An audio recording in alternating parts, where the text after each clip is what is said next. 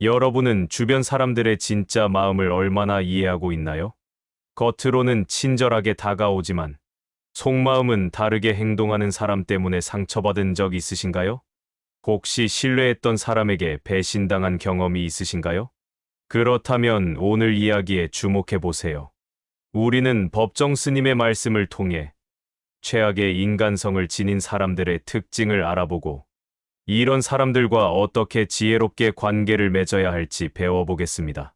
또한 나 자신은 어떤 사람인지 되돌아보는 시간을 가져보겠습니다.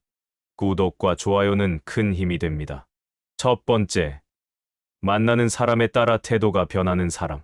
처음 만났을 때는 인상이 좋았지만 시간이 지나면서 최악의 인물로 변한 사람을 만나본 적이 있으신가요?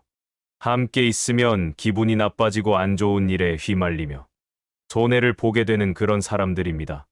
예를 들어 식당에서 종업원에게는 반말하고 명령조로 말하면서 상사나 권력자 앞에서는 극도로 친절하게 행동하는 사람을 떠올려 보세요.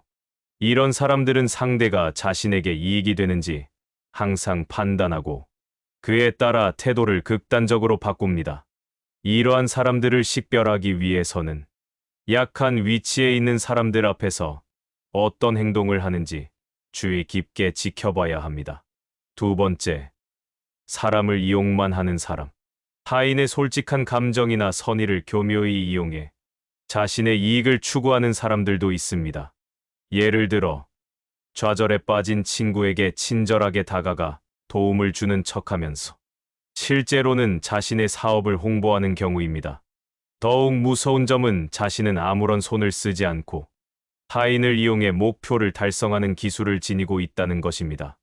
만약 주변에 항상 지시만 하고 행동은 하지 않는 사람이 있다면 주의해야 합니다.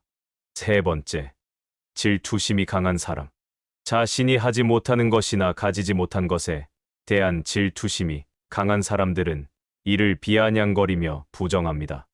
예를 들어 동료가 승진했을 때 진심으로 축하해주지 않고 그 사람이 뭐 대단하다고 라며 헐뜯는 사람입니다.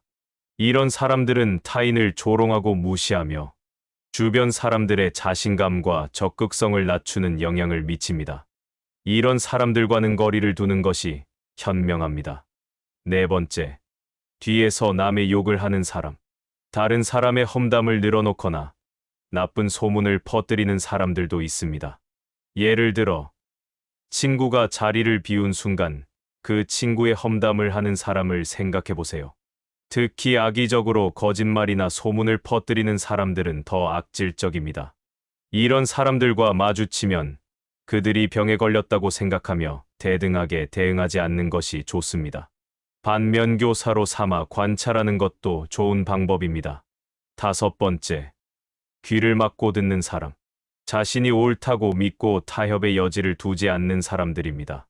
예를 들어 회의 중 다른 사람의 의견을 듣지 않고 자신의 주장만 고집하는 사람입니다. 이런 사람들은 상대방의 말을 듣지 않고 자기 안에 이미 답을 가지고 있습니다. 대화가 이어질수록 소통의 문은 닫히고 불통이 됩니다.